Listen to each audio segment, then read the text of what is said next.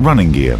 As you know, tanks are not afraid to get dirty. They are also not afraid of hills, mud, small trees and light buildings. Their high cross-country mobility is provided by their track assembly, known as the Caterpillar track. It can be traced back to the beginning of the 20th century, even before World War I. Compared to wheeled vehicles, tracked vehicles are much better at crossing rough ground and mud.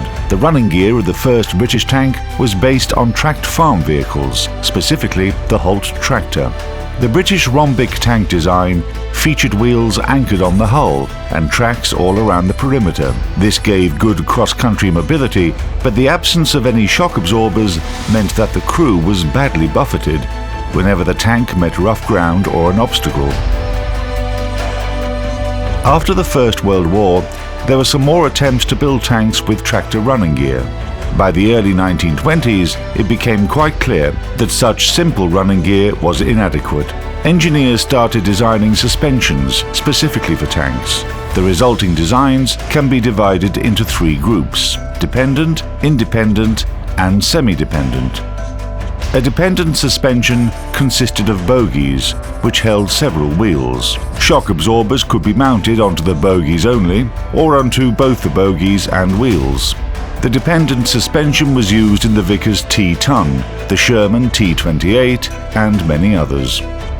Among the advantages of the dependent suspension were soft ride at moderate speeds, ease of maintenance, and ease of manufacture. There were disadvantages too. The suspension elements were poorly protected, and it was impossible to attain high speed. In an independent suspension, every wheel had independent shock absorbers. Designers used leaf springs, coil springs, and later torsion bars. Among the earlier types of independent suspension was the Christie Suspension, invented and developed by American engineer J. Walter Christie in the 1920s and 30s. With this suspension, a vehicle could use either tracks or wheels. The Soviet BT light tanks could run on its wheels on-road or mount its tracks for off-road travel. Eventually, the idea of the wheel tanks was abandoned. The tracked version of the Christie Suspension was used in a range of British tanks, including the Cromwell and Comet, as well as the most famous Soviet tank of World War II, the T-34. The Christie Suspension used coil springs as shock absorbers. The independent suspension with leaf springs was used in the Panzer II German tank. This vehicle had 5 wheels on each side, with every wheel attached to a separate spring.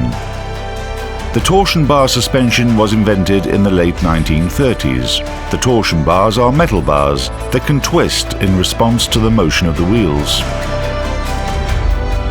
The advantages of torsion bar suspension are resistance to battlefield damage, compact size, and ride comfort.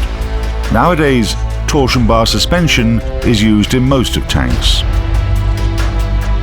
Pneumatic and hydropneumatic suspensions are also very promising. In these designs, shock absorption is carried out using compressed air or compressed liquid. Pneumatic suspension was first used in the British Tetrarch. It's still used nowadays in some tanks, for example, the British Challenger. But overall, it is not widely used. In the next episode, we'll tell you about the engine and transmission, the components that put tanks in motion.